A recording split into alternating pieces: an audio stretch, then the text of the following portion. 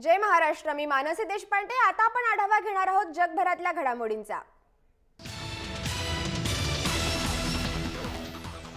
अमेरिकेचे अध्यक्ष Barack Obama यांच्या निमंत्रणावरून पंतप्रधान नरेंद्र मोदी हे पुढच्या आठवड्यात अमेरिकेच्या दौऱ्यावर जात आहेत. मोदी हे अमेझॉनचे सीईओ जेफ बेजोस सह अमेरिकेतल्या कॉर्पोरेट क्षेत्रातल्या दिग्गजांशी चर्चा करतील. तर भारतात प्रत्यक्ष विदेशी गुंतवणूक आकर्षित करण्यासाठी ते प्रयत्न करणार आहेत. 8 जून रोजी मोदी अमेरिकी काँग्रेसला संबोधितही करणार आहेत.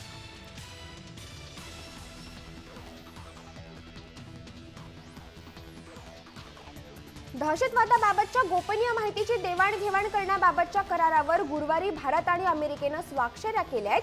ज्ञात आणि संशयित दहशतवाद्यांबाबतची व्यक्तिगत माहिती देण्याचाही त्यामध्ये समावेश आहे. केंद्रीय गृहसचिव राजीव मेहर्षी आणि अमेरिकेचे भारतातले राजदूत रिचर्ड वर्मा यांनी या करारावर स्वाक्षऱ्या केल्या आहेत. अमेरिकेने यापूर्वी 30 देशांसमवेत असा करार केला आहे.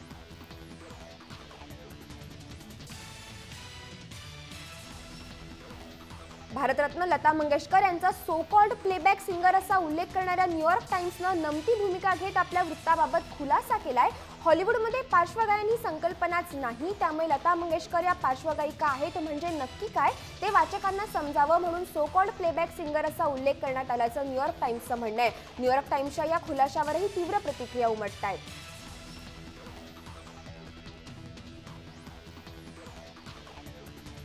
रिपब्लिकन पक्षाचे उमेदवार डोनाल्ड ट्रम्प हे खोटारडे आणि भ्रष्ट आहेत अशी जोरदार टीका डेमोक्रॅटिक पक्षाचे उमेदवार हिलरी क्लिंटन यांनी केली आहे. ट्रम्प यांना देशापेक्षा स्वतःच्या संपत्तीचीच अधिक काळजी आहे असं टीकास्त्र क्लिंटन यांनी सोडलंय.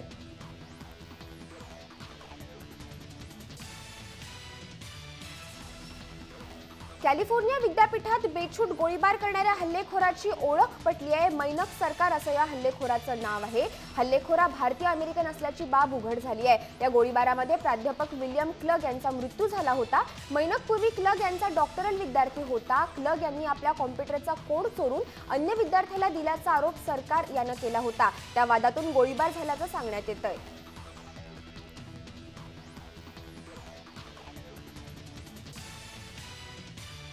अमेरिकेच्या ड्रोन हल्ल्यात गेल्या महिन्यात तालिबानचा म्होरक्या मुल्लासह मनसूर ठार झाल्यानंतर पाकिस्तान आणि अमेरिका दोन्ही देशांमधल्या संबंधांमध्ये तणाव निर्माण झालाय. मनसूर ठार झाल्यानंतर पाकिस्तानकडून कोणत्याही प्रकारचा प्रतिसाद मिळाला नसल्याची तक्रार अमेरिकेनं केली आहे. दुसरीकडे पाकिस्तानचे लष्कर प्रमुख जनरल राहिल शरीफ यांनी अमेरिकेचा ड्रोन हल्ला निषेधार्ह असल्याचं मत व्यक्त केलं आहे.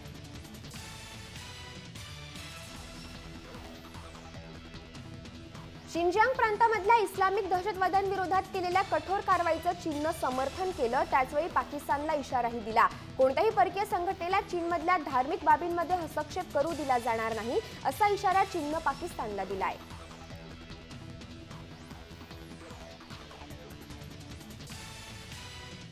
लष्कर-ए तोयबाचा म्होरक्या हाफिज सईदनं चीनचे राष्ट्राध्यक्ष शी जिनपिंग यांच्यावर जोरदार टीका केली आहे.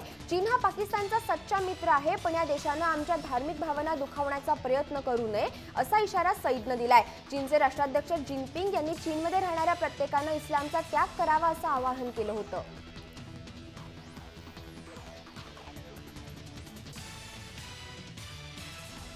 अमेरिका, ब्रिटन आणि फ्रान्सच्या नेत्यांनी सिरियात हजारो भुकेल्यांना तातडीनं जीवनावश्यक वस्तूंचा पुरवठा करून देण्याची मागणी संयुक्त राष्ट्राकडे केली आहे.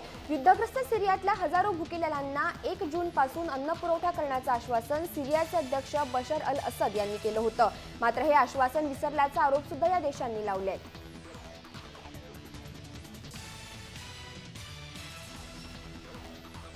सोमालियाची राजधानी मोगादिशू शहरातल्या एका हॉटेलमध्ये झालेल्या शक्तिशाली बॉम्बस्फोटात 2 खासदारांसह 15 जण ठार झालेत. बुधवारी रात्री दहशतवाद्यांनी हॉटेलवर गोळीबार केला होता.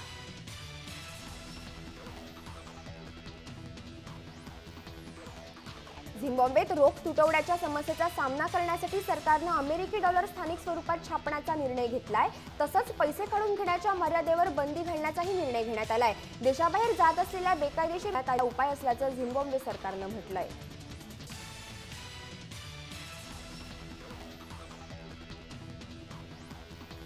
भारताला आर्थिकदृष्ट्या विकसित देश बनवण्यासाठी आणि सर्वाधिक वेगाने वाढणारी अर्थव्यवस्था हे स्थान कायम ठेवण्यासाठी वेग देईल अशी ग्वाही अर्थमंत्री अरुण जेटली यांनी दिली आहे. जपान दौऱ्यात ओसाका विद्यापीठात त्यांच्या व्याख्यानात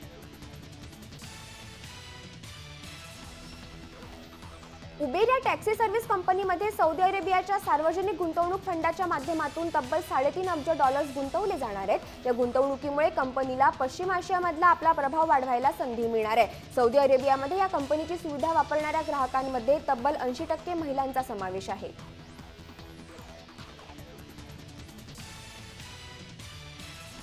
बेल्जियमच्या प्राणी संग्रहालयात दुर्मिळ जायंट पांडाचा जन्म झालाय। बुधवारी रात्री उशिरा या पांडाचा जन्म झाला।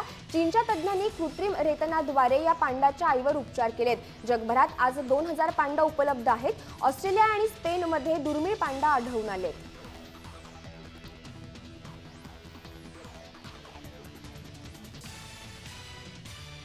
थायलंडमधलं प्रसिद्ध टायगर टेम्पल बंद होण्याची शक्यता वर्तवली जाते। वन्यजीव विभागाच्या अधिकाऱ्यांनी घातलेल्या छाप्यांमध्ये वाघांचे मृतावस्थेतले 40 बछडे आढळून आलेत। मंदिर प्रशासनाच्या या बेजबाबदार वृत्तीमुळे हा निर्णय घेण्यात येत असल्याचं समजतंय। या ठिकाणाहून तस्करीचे वारंवार आरोप केले जात आहेत, त्यामुळे मंदिरावर छापा टाकण्यात आला। आता इथल्या 137 वाघांचं इतरत्र स्थलांतर करायला सुरुवात करण्यात आली आहे।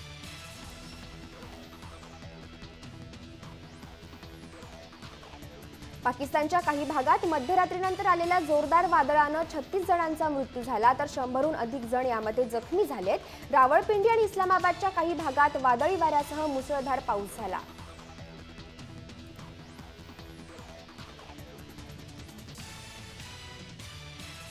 जर्मनी आणि फ्रान्सला पुराचा मोठा तडाखा बसलाय। जर्मनीत 9 जणांचा मृत्यू झालाय। पॅरिसमध्ये पूर परिस्थितीमुळे जनजीवन विस्कळीत झालंय। हजारो लोक बेघर झालेत। जगप्रसिद्ध लोव्रे म्युझियम पर्यटकांसाठी बंद करण्यात आलंय।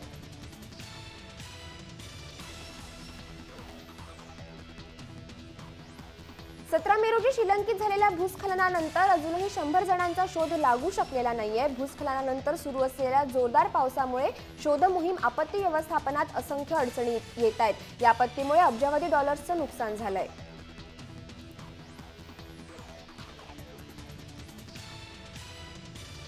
लंडनमध्ये 2000 वर्ष जुनी हातानं लिहिलेली काही कागदपत्र चिखलातून काढण्यात आली आहेत। 400 लाकडी टॅब्लेट्स उत्खननातून सापडली आहेत। रोमन भाषेत लिहिलेली या कागदपत्रांना वॅक्सचं वलय आहे, अशी माहिती पुरातत्व विभागातल्या तज्ज्ञांनी दिली आहे।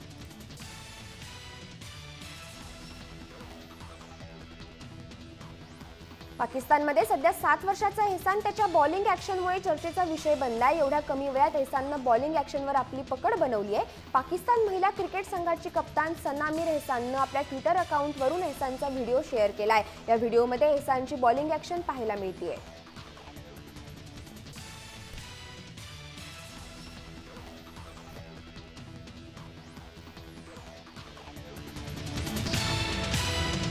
यासह वर्ल्ड 20 मध्ये वेळ झाली इथेच थांबण्याची। तुम्ही पाहत राहा जय महाराष्ट्र, थेट अचूक बिनधास्त।